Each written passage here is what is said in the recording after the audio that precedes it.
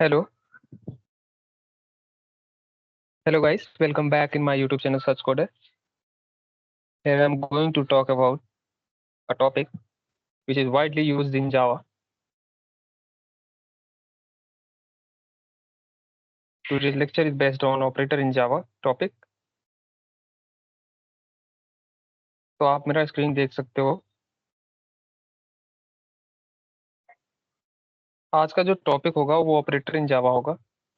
Previous lecture में हमने बहुत सारे टॉपिक्स कवर कराए थे। फंडामेंटल में सिर्फ एक ही टॉपिक रह गया था, वो था ऑपरेटर।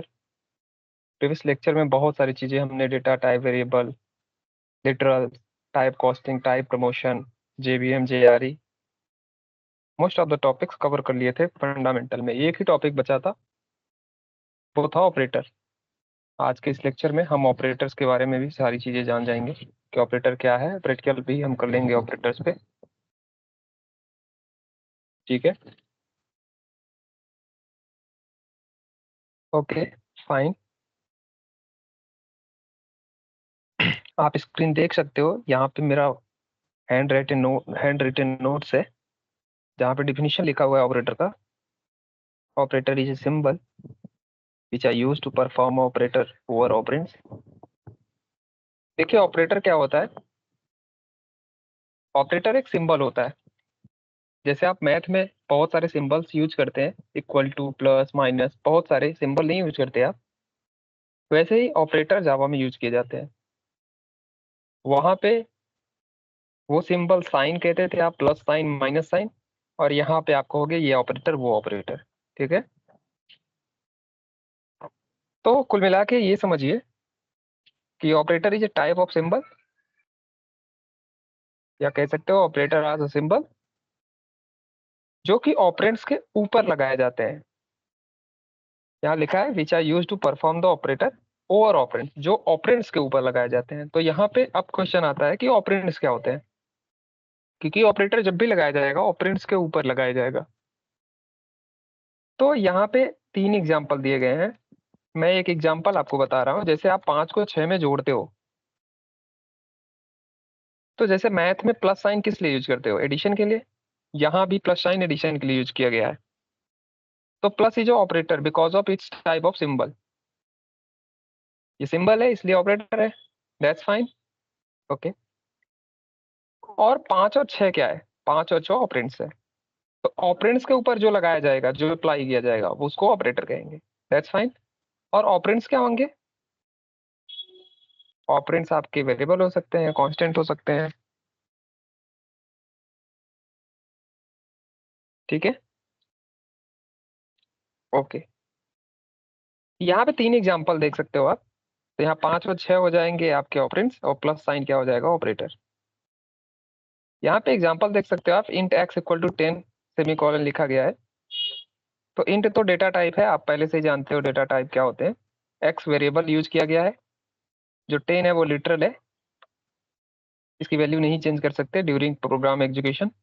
और लास्ट में लिखा गया semi colon. Semi colon separator है, जो कि सेपरेशन के काम में आता है। सेपरेशन बोले तो इन द सेंस कि आपके एक्सप्रेशन, आपके लाइन को खत्म करने के लिए यूज किए जाते हैं। 3 4 सेपरेशन होते हैं, प्रीवियस लेक्चर में आपने डिस्कस किया था। उसमें से एक सेपरेशन ये सेमी कॉलन है। सेमी कॉलन, कॉलन, कोट्स, ये सारे सेपरेशन है। ठीक है, करली ब्रेसेस। तो यहाँ पे देखिए आप, लेकिन एक चीज मिस कर रहे हैं, यहाँ बीच में इक्वल टू यूज किया गया है। तो जैसे मैथ में इक्वल टू क्या करता था? इक्वल टू क्या करता था? इक्वल टू चेक करता था मैथ लैंग्वेज में कि राइट वाली वैल्यू लेफ्ट वाली वैल्यू से बराबर है कि नहीं। यहाँ पे थोड़ा सा चेंज है। यहाँ इक्वल टू क्या करता है? इक्वल टू करता है लिटरल्स की वैल्यू को वेरिएबल में असाइन करने का काम। In the sense equal to are use to assign the value from literal to variable. It is assignment operator. ठीक है, इक्वल टू का काम ये है राइट साइड वाले वैल्यू को, यानी लिटरल की वैल्यू को लेफ्ट साइड वाले मतलब वेरिएबल में स्टोर करा देना। ठीक है, तो ये भी एक ऑपरेटर है क्योंकि ये एक सिंबल है। ठीक है, आई होप समझ गए होंगे आप। तो x प्लस वाई में प्लस जो है वो ऑपरेटर है, और x एंड y क्या है? ऑपरेंड्स है। ये छोटा सा टास्क था, छोटा सा काम था आपके लिए। पहचानना कि कौन सा ऑपरेंड्स है कौन सा ऑपरेटर है। ठीक है, कभी भी ऑपरेटर ऑपरेंड्स के ऊपर लगाए जाते हैं और सिंबल्स होते हैं और कुछ नहीं। तो ऑपरेटर्स यानी सिंबल्स के प्रकार कितने होते हैं? वैसे तो आप गूगल करोगे तो आपको 7 8 10 प्रकार दिख जाएंगे, वन बाय वन। लेकिन बेस्ड ऑन ऑपरेंड्स, ऑपरेंड्स के आधार पे हमने 3 भागों में इसको बांटा है। पहला यूनरी ऑपरेटर, दूसरा बाइनरी ऑपरेटर, और तीसरा जो है टर्नरी ऑपरेटर। यूनरी ऑपरेटर सिर्फ एक ऑपरेंड्स पे काम करेगा, मतलब ये कभी भी आपको ऑपरेटर लगाना हो तो एक ऑपरेंड्स ही होना चाहिए। बाइनरी में 2 ऑपरेंड्स के ऊपर काम करते हैं, टर्नरी में 3 ऑपरेटर, और 3 ऑपरेटर के ऊपर कोई होता नहीं ऑपरेटर। आपको एटलीस्ट 3 ऑपरेंड्स चाहिए ही चाहिए। ठीक है, यहाँ पे जो एग्जाम्पल था 5 + 6 का, कुछ समय पहले मैं एग्जाम्पल बता रहा था, ये एक बाइनरी ऑपरेटर है क्योंकि इसमें 2 ऑपरेंड्स है। देखिए 5 एक ऑपरेंड्स है, एक 6 ऑपरेंड्स है। Plus is operator and 5 and 6 operands मैंने बताया। तो ये दोनों ऑपरेंड्स है और ये इसमें 2 ऑपरेंड्स यूज किया गया है, इसलिए ये क्या है, बाइनरी ऑपरेटर है। जिसमें 2 ऑपरेंड्स रहेंगे उसको बाइनरी ऑपरेटर, जिसमें एक ऑपरेंड्स रहेंगे उसको यूनरी ऑपरेटर, और जिसमें 3 ऑपरेंड्स यूज किए जाएंगे उसको टर्नरी ऑपरेटर। Fine, okay. अभी क्या करते हैं, देखिए आप थोड़ा सा टाइप्स के बारे में और भी चर्चा कर लेते हैं। जो कैटेगराइज्ड टाइप्स है वो यूनरी बाइनरी टर्नरी में डिवाइडेड है। पर inside this point, inside this topic भी सॉर्टिंग है कि यूनरी में 3 सॉर्ट है, increment operator, decrement operator, not operator. Binary में 6 प्रकार के बाइनरी ऑपरेटर होते हैं, arithmetical, logical, assignment, relational, bitwise and shift. Bitwise and shift बहुत ही रेयर केस में यूज किए जाते हैं, बहुत ही रेयर केस कह सकते हो ऑपरेटर है, बहुत कम यूज में लाए जाते हैं। लेकिन एबव 4 आपको जो दिख रहा है, अर्थमेटिकल, लॉजिकल, असाइनमेंट, रिलेशनल, बहुत ही वाइडली यूज किया जाता है ऑपरेटर में। तो अब यहाँ समझने वाली बात है कि हम प्रैक्टिकल जब करेंगे अभी कुछ थोड़े टाइम बाद, हम यूनरी ऑपरेटर के तीनों टाइप्स के बारे में चर्चा करेंगे, तीनों टाइप्स को पढ़ेंगे। देन आफ्टर ऑल हम अर्थमेटिकल समझेंगे, लॉजिकल समझेंगे, असाइनमेंट समझेंगे और रिलेशनल समझेंगे। बिटवाइज एंड शिफ्ट को स्किप करेंगे, इसको हम को अगर समझाना हो तो हम सेपरेट लेक्चर ले लेंगे इसके लिए। पर आज के लेक्चर में हम इन 4 और ऊपर वाले यूनरी के 3 और टर्नरी ऑपरेटर यानी 8 प्रकार के भागों को, हम सारे प्रकार के भागों को ऑपरेटर में समझा देंगे। ठीक है, हो सकता है इसका एक लेक्चर और है जो ऑपरेटर प्रेसिडेंस और एसोसिएटिव को बताए। तो ओवरऑल फंडामेंटल में एक ही टॉपिक बचा हुआ था जो ऑपरेटर था, और ऑपरेटर के प्रकार हम जब प्रैक्टिकल कर लेंगे, प्रैक्टिस कर लेंगे, तो उसके बाद हम लूप की तरफ जा सकते हैं, फ्लो कंट्रोल को समझ सकते हैं। फ्लो कंट्रोल के बाद हमारा एक इंपॉर्टेंट टॉपिक, हमने कोर को खत्म किया, मतलब फंडामेंटल को खत्म करने के बाद जब हमारा लूप्स और ये ऑपरेटर खत्म हो जाएगा, फिर हम एक अनदर टॉपिक पे मूव करेंगे, which is OOPs, object oriented programming language. And आप जानते ही हो Java is 100% object oriented, you can say. तो जावा जब 100% ऑब्जेक्ट ओरिएंटेड है, तो आप समझ सकते हो कि ये जो फंडामेंटल आप सीख रहे थे, इससे भी ज्यादा इंपॉर्टेंट उप्स के कॉन्सेप्ट हैं। Just a second.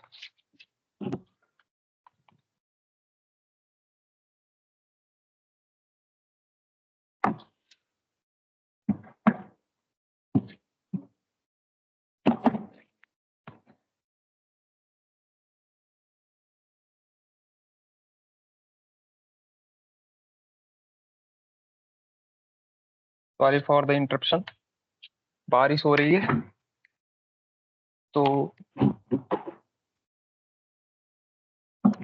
थोड़ा सा वेट करना पड़ेगा आपको।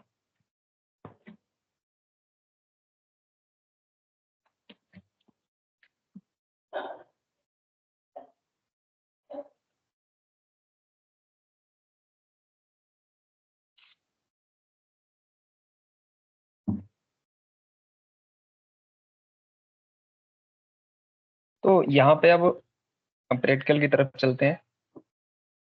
हम अपने सबसे पहले इक्लिप्स आईडी को ओपन करेंगे। आप किसी भी आईडी में कोडिंग कर सकते हैं, जरूरी नहीं है इक्लिप्स में ही कोडिंग करें। आप नोट पैड पे भी कर सकते हो, लेकिन वहां पे बार बार आपको CMD यूज करना पड़ेगा, तो एक वो डिफिकल्ट टास्क है। आईडी आपको एडिटर और कंपाइलर यानी ट्रांसलेटर दोनों को अच्छा मिक्सचर देता है। इसके थ्रू आप अपने कोड को आराम से रन करा सकते हैं। तो यहाँ पे एक लिप्स ओपन है, आप देख सकते हो। तो इक्लिप्स के बारे में थोड़ा सा मैं बता देता हूँ। सॉरी, थोड़ा बारिश हो गया जिसकी वजह से मैं भीग गया।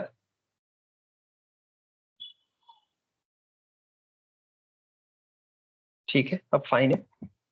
तो यहाँ पे देखिए लेफ्ट साइड में आपको प्रोजेक्ट एक्सप्लोरर का ऑप्शन दिखेगा। इसमें हम प्रोजेक्ट के जितने भी प्रोजेक्ट्स रहेंगे हमारे, वो सारे दिखेंगे इस वाले पूरे बॉक्स में। ये जो व्हाइट कलर का बॉक्स दिख रहा है आपको, नीचे आपको कंसोल दिखेगा। राइट साइड में टास्क लिस्ट है, और यहाँ पे हमारा एक्चुअल कोड, ये ग्रे वाला जो कलर का है। क्या हुआ?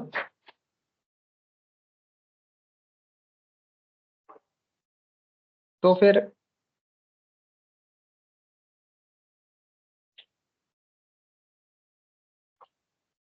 अगर आपको जावा क्लास फाइल बनाना है तो प्रोजेक्ट के अंदर आइए। यहाँ से आप फाइल पे टैग कर सकते हैं। जो मेनू बार में आपको बहुत सारे ऑप्शन दिख रहे हैं, file, edit, navigate, search, project, run, window health, ये 7-8 प्रकार टाइप्स के दिए गए हैं यहाँ पे ऊपर। यहाँ पे न्यू का ऑप्शन है, फाइल में जाएंगे तो न्यू का ऑप्शन है, और न्यू के अंदर यहाँ पे प्रोजेक्ट का ऑप्शन है। यहाँ से प्रोजेक्ट बना सकते हैं आप, क्लास फाइल भी बना सकते हैं। तो मैं एक प्रोजेक्ट ही बना लिया हूँ सेपरेट, जिसमें कोर जावा के सारे प्रैक्टिकल सेशन डाले जाएंगे। तो जावा प्रोजेक्ट नाम का मैंने प्रोजेक्ट बनाया है। इसके अंदर एसआरसी फोल्डर दिखेगा। आप डायरेक्टली क्लास फाइल भी बना सकते थे। अगर आपको जावा क्लास फाइल बनाना था तो आप वैसे भी बना सकते थे, और आपको अगर प्रोजेक्ट के अंदर क्लास फाइल बनाना है तो वो भी कर सकते हो आप, नो वरी। यहाँ पे आपको सिंपली क्या करना है, जावा फाइल को ओपन करना है। एसआरसी नाम का फोल्डर दिखेगा आपको, इस पर राइट क्लिक करना है और न्यू पे जाना है। और इसमें देखिए आपको क्लास फाइल दिख रहा है, क्लास पे टैग कर देना है। और सबसे पहले मैं यूनरी ऑपरेटर का आपको, देखिए यहाँ पे पैकेज कॉम के पैकेज के ही अंदर है। It is inside the com package and name of the class file is unary operator. And after it I click the finish tag, finish button. Finally मैं यूनरी ऑपरेटर नाम का class file बना चुका हूँ। यहाँ पे आप देख सकते हैं कि ये पैकेज कॉम लिखा हुआ है। सबसे पहले पैकेज का नाम कॉम है, कॉम के अंदर यूनरी ऑपरेटर। अभी पैकेज के बारे में बहुत सारा चीजें मैं बाद में बताऊंगा, थोड़े लेक्चर्स के बाद जब उसमें पढ़ाऊंगा। थोड़ा सा पेटेंस और रखिए। तो अब देखिए, एक फाइल में बहुत सारे क्लास फाइल हो सकते हैं, बहुत सारे क्लासेस हो सकते हैं। आपको मैंने पहले बता दिया था, शायद आपको याद है। लेकिन एक क्लास फाइल में, एक मतलब कि एक फाइल में आपको सिर्फ एक ही क्लास को पब्लिक बनाना पड़ेगा, और जिस क्लास को आपको पब्लिक बनाना पड़ेगा उसी के अंदर आपको मेन फंक्शन लिखना पड़ेगा। ठीक है? तो main function is so important because of the translator select that public file which have inside the main file function। मतलब कि सबसे पहले ट्रांसलेटर क्या करता है, ट्रांसलेटर चेक करता है कि इस फाइल में पब्लिक क्लास कौन है। अगर उसको पब्लिक क्लास मिला, चूंकि पब्लिक क्लास के ही अंदर मेन फंक्शन होता है, और एक फाइल में, एक क्लास फाइल में, एक जावा फाइल में एक ही मेन होता है, ये ध्यान दीजिएगा। आप लिखने को तो बहुत सारे मेन लिख सकते हो, पर ऐसा फिक्स नहीं है कि एक ही होगा। लेकिन ऐसा भी है कि एक होगा। कुछ चीजें अभी फिक्स मान के चलिए, आपके लिए इजी होगा। ठीक है? तो यहाँ एक फाइल में सिर्फ एक पब्लिक क्लास होगा, और उस पब्लिक क्लास के अंदर मेन फंक्शन होगा। और मैंने आपको प्रीवियस सेशन में बताया था मेन लिखना कैसे है। मेन के लिए सबसे पहले आपको पब्लिक लिखना पड़ेगा, स्टैटिक लिखना पड़ेगा, वाइड लिखना पड़ेगा, मेन लिखना पड़ेगा। क्या मतलब है पब्लिक, स्टैटिक, वाइड, मेन का? पब्लिक का मतलब है कि ये मेन फंक्शन कहीं से भी एक्सेस किया जा सकता है। Inside the class, outside the class, inside the package, outside the package, कहीं भी एक्सेस किया जा सकता है। कहीं भी यूनरी ऑपरेटर डॉट जावा को कॉल किया जा सकता है। ठीक है? स्टैटिक का मतलब है कि ये मेन फंक्शन को कॉल करने के लिए किसी ऑब्जेक्ट बनाने की जरूरत नहीं है। जैसे ही क्लास लोड होगा, जैसे ही क्लास लोडर काम करेगा वैसे ही ये मेन फंक्शन आपका रन कर जाएगा।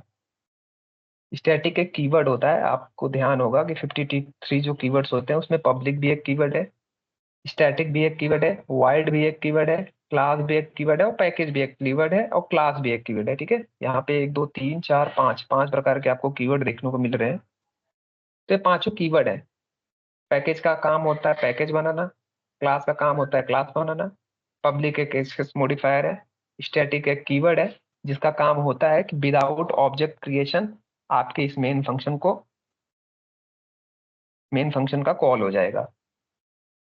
ये उप्स का पार्ट है।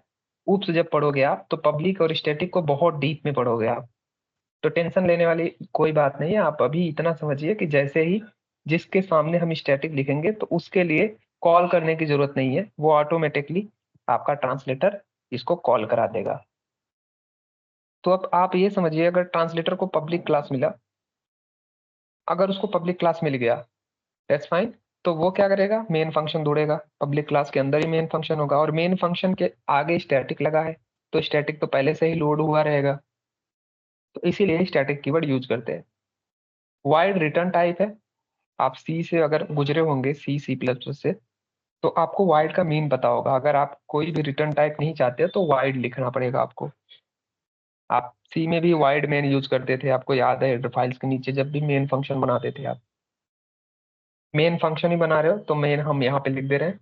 उसके बाद यहाँ पे आपको एक स्ट्रिंग प्रकार का, एक स्ट्रिंग टाइप का आपको आर्गुमेंट देना पड़ेगा, और ये ऐसे ही एक मेन फाइल को, मेन फंक्शन को बनाते हैं हम। ठीक है, तो अभी के लिए ये क्लास मैं हटा देता हूँ। और अगर आपको लिखना है इक्लिप्स आईडी में तो सिर्फ मेन लिख दीजिए, कंट्रोल स्पेस दबाइए और इंटर कर दीजिए। तो देखिए सिंपल था। ठीक है, क्या लिखना है, मेन लिखना है, कंट्रोल स्पेस दबाना है और देखिए यहाँ पे मेन मेथड आ गया ना, यहाँ पे क्लिक कर देना है। तो स्निपेट्स है, बहुत फास्ट कर देते हैं, बहुत रिलायबल काम कर देते हैं आपके। तो it reduce your effort and यहाँ पे आप देख सकते हो। हाँ, एक बात और आपको याद दिलाऊं, जिस क्लास को आप पब्लिक बनाओगे उसी क्लास के नाम को आप फाइल डॉट जावा करके सेव करोगे, ये भी आपको याद होगा। तो यहाँ पे मैं अब बताने जा रहा हूँ यूनरी ऑपरेटर के बारे में। यूनरी ऑपरेटर, ठीक है। तो भैया यूनरी ऑपरेटर हैज, यहाँ लिख देता हूँ, has worked on, used on, work on, कोई बात नहीं, छोड़ो हटाओ। Unary operator is work on only one operands. ठीक है, ऑपरेंड्स पे काम करने वाला ये ऑपरेटर है। It has two types. ठीक है, टू टाइप्स, यहाँ लिख देता हूँ टू टाइप्स। तो पहला कौन सा टाइप होता है, पहला टाइप होता है इंक्रीमेंट। इंक्रीमेंट यार, इंक्रीमेंट, इंक्रीमेंट ऑपरेटर, ऑपरेटर भी लिख दूं, कोई बात नहीं, ऑपरेटर भी लिख देता हूँ। और दूसरा क्या होता है, डिक्रीमेंट ऑपरेटर। इंक्रीमेंट ऑपरेटर का जो साइन होता है वो होता है प्लस प्लस। क्या होता है, प्लस प्लस। और डिक्रीमेंट ऑपरेटर का साइन क्या होता है, माइनस माइनस। ठीक है, अब यहाँ क्वेश्चन आता है इंक्रीमेंट का क्या मतलब होता है। इंक्रीमेंट का मतलब ये होता है कि हमारे वैल्यू को एक बढ़ा दो, सिर्फ एक बढ़ा दो। ठीक है, मतलब आई की वैल्यू को आई प्लस वन कर दो। और डिक्रीमेंट ऑपरेटर का क्या मतलब होता है, आई की वैल्यू को एक रिड्यूस कर दो, एक घटा दो। ठीक है, आई होप आप समझ गए होंगे इंक्रीमेंट एंड डिक्रीमेंट ऑपरेटर। यहाँ पे मैं इसको कमेंट आउट करके लिख रहा हूँ क्योंकि आपको समझाना है कि इंक्रीमेंट और डिक्रीमेंट ऑपरेटर क्या होते हैं। अब यहाँ पे आप देख सकते हो कि यूनरी ऑपरेटर जो सिर्फ एक ऑपरेंड्स पे काम करता है, इसके दो टाइप्स होते हैं, increment operator and decrement operator. Fine, दूसरा डिक्रीमेंट ऑपरेटर। ठीक है, और जिसका काम होता है, इंक्रीमेंट ऑपरेटर का मतलब होता है कि एक्चुअल वैल्यू से एक पुश कर दो, और डिक्रीमेंट ऑपरेटर का मतलब होता है एक्चुअल वैल्यू से एक पॉप कर दो, घटा दो। ठीक है, सबसे पहले हम बात करते हैं इंक्रीमेंट ऑपरेटर की। यहाँ पे मैं बात करता हूँ इंक्रीमेंट ऑपरेटर। फाइन। अगर इंक्रीमेंट ऑपरेटर की बात करते हैं, मान लीजिए एक मैं वैल्यू लेता हूँ इंट i इक्वल टू 20। ठीक है, अब देखिए इंक्रीमेंट दो टाइप्स के होते हैं। इंक्रीमेंट में एक टाइप होता है प्रीफिक्स, प्रीफिक्स, और दूसरा टाइप होता है पोस्ट फिक्स। एग्जाम्पल के थ्रू समझेंगे कि प्रीफिक्स और पोस्ट फिक्स में क्या डिफरेंस है, क्यों, क्या, कैसे हो रहा है post fix and prefix increment operator में। प्रीफिक्स का मतलब होता है कि वैल्यू को इमीडिएट आप एक्सटेंड करा दो, इमीडिएट आप पुश कर दो, इमीडिएट आप प्रमोशन कर दो। इन द सेंस, अगर आप लिखते हो system dot out dot print L और लिख देते हो आई के आगे प्लस प्लस, अगर पहले प्लस लगाया तो प्रीफिक्स कहलाएगा, और बाद में प्लस लगाया तो पोस्ट फिक्स। आप देख सकते हो सिर्फ एक ही ऑपरेंड्स इसमें यूज किया जा रहा है, वो है आई। और आपको मैं बताना चाहूंगा system dot out dot print L printing purpose के लिए यूज किया जाता है, आपको पता ही है। पर आई के आगे प्लस प्लस लगाने का मतलब कि ये प्रीफिक्स इंक्रीमेंट है। ठीक है, अगर इसके बाद में प्लस प्लस लगते तो वो पोस्ट फिक्स इंक्रीमेंट होता। ठीक है, तो अगर किसी भी वैल्यू के आगे पहले प्लस प्लस लगा दिए हो, तो वो वैल्यू का जो मान होगा, वो वैल्यू जो होगा उसका, सॉरी, वो वेरिएबल जो होगा उसकी वैल्यू जो होगी तुरंत पुश कर जाएगी। अगर आप इसको रन कराते हो तो आप देख सकते हो नीचे कंसोल में, अब वैल्यू आपका 21 हो चुका है। फाइन। मैं यहाँ पे कोट्स लगाता हूँ और यहाँ लिख देता हूँ प्रीफिक्स, और स्ट्रिंग और इंटीजर को जोड़ने के लिए प्लस साइन यूज किया जाता है। तो मैं एक बार और रन करा देता हूँ, तो अब प्रीफिक्स 21, ठीक है, 21 आ गया। लेकिन अब दूसरे हम एग्जाम्पल में क्या करते हैं, इसी को कॉपी करते हैं। अब मैं इसके बाद प्लस प्लस लगा के आपको दिखाता हूँ। अब बाद में अगर आप प्लस लगाते हो तो आप क्या पाते हो पता है, आप पाओगे ये कि उस लाइन में उसकी वैल्यू बढ़ी ही नहीं। देखिए, पोस्ट फिक्स में 21 ही है। देखिए यहाँ पे जो वैल्यू है, आपकी वैल्यू क्या हो गई, तुरंत पुश हो गई, 21 हो गई। लेकिन यहाँ पे अब वैल्यू 21 ही है, क्योंकि पहले वाले लाइन में 21 था, बट इन नेक्स्ट लाइन 2 हो गई। मतलब अपना आउटपुट ये तुरंत इमीडिएट नहीं देता, प्रीफिक्स इमीडिएट दे देता है कि अगर किसी के सामने अगर प्लस प्लस लगाओगे मतलब इसका आउटपुट तुरंत देना है हमें। लेकिन अगर बाद में लगाते हो तो उसका मतलब होता है कि एक लाइन को चलने दो, उसके बाद हम आउटपुट देंगे। जैसे मान लो एक बार और लगाते हो, आप चेक करने के लिए कुछ भी नहीं लगाओ, आप प्लस प्लस मत लगाओ, आप सिर्फ देखना चाहो कि वैल्यू क्या 22 हो चुका है, और आप पाओगे कि वैल्यू 22 हो चुका है। यहाँ पे देखिए वैल्यू 22 हो चुका है। ठीक है, तो प्रीफिक्स में तुरंत आपका वैल्यू क्या हो जाता है, इंक्रीज हो जाता है। लेकिन पोस्ट फिक्स में ऐसा नहीं होता, तुरंत नहीं होता, एक लाइन के बाद होता है। ठीक है, आप चेक पर्पज के लिए, चेकिंग पर्पज के लिए यहाँ पे लिख सकते हो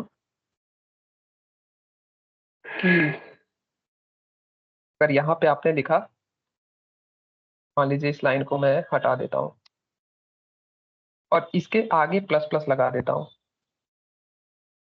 अब बताइए कितना वैल्यू हो जाएगा।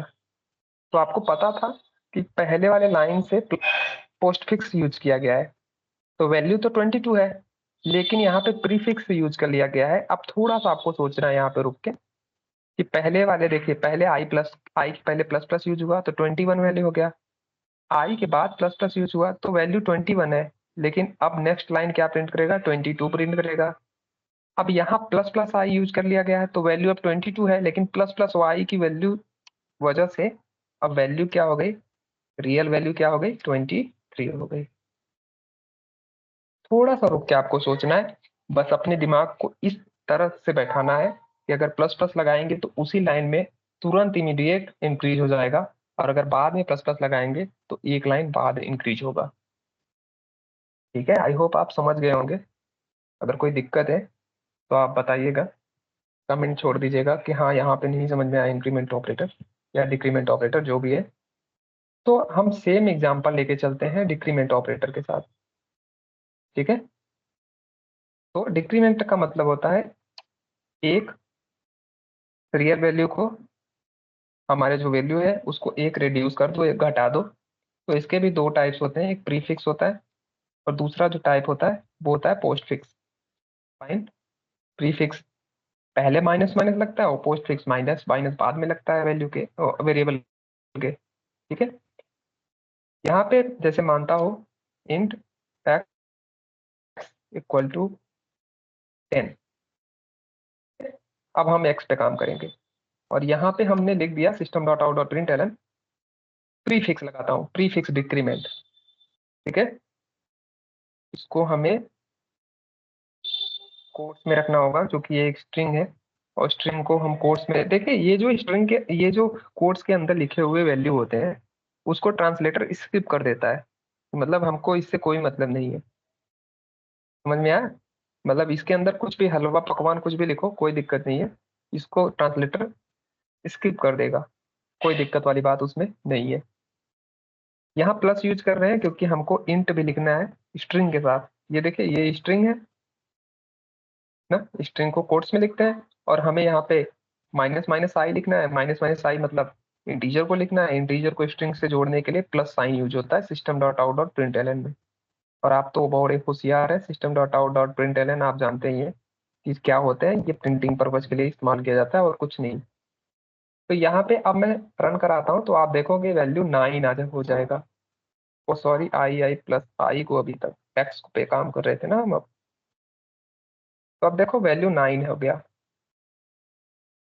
ठीक है, लेकिन यहाँ पे सेम टाइप जैसे आपने इंक्रीमेंट में यूज किया वैसे ही आप डिक्रीमेंट को भी यूज करोगे तो पाओगे कि पहले अगर प्रीफिक्स यूज किया तो उसी लाइन में आपका वैल्यू जो है वो घट जाएगा, लेकिन अगर पोस्ट फिक्स आपने यूज किया तो उस लाइन में वैल्यू नहीं घटेगा।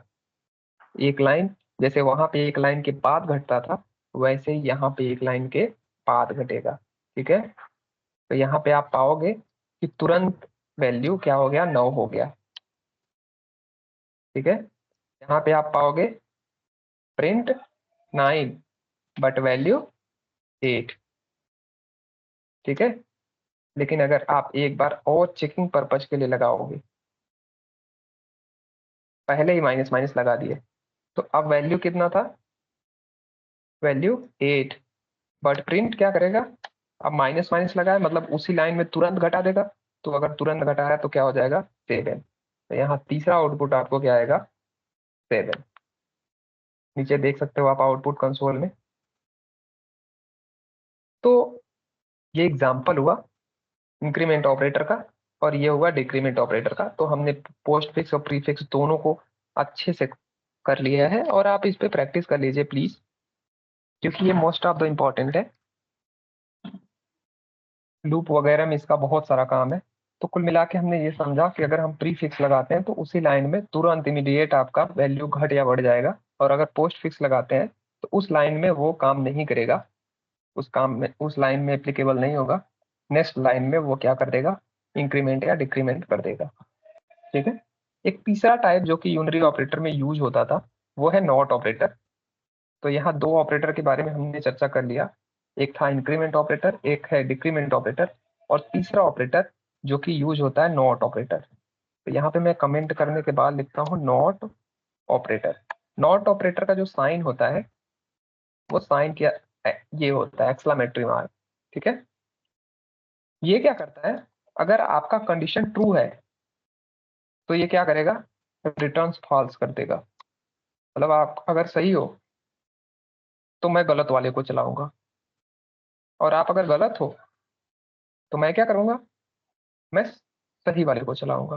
कितना वैसा चीज है ना ये, कि अगर आप सही रहोगे तो मैं गलत वाले का साथ दूंगा, और आप गलत रहोगे तो मैं सही वाले का साथ दूंगा। समझ लिए, ये नॉट ऑपरेटर ये काम करता है कि ट्रू रहोगे तो फॉल्स दूंगा, फॉल्स रहोगे तो ट्रू दूंगा। जैसे यहाँ पे अभी आपने इफ स्टेटमेंट नहीं पढ़ा है, तो मान लीजिए कि अब वैल्यू क्या है, x की 7 है, ठीक है। तो मैं यहाँ पे अगर लिख दूं इफ x की वैल्यू 100 से बड़ी है, या फिर ऐसा एग्जांपल नहीं लेता हूँ, बूलियन पे लेता हूँ, ठीक है। करता हूँ,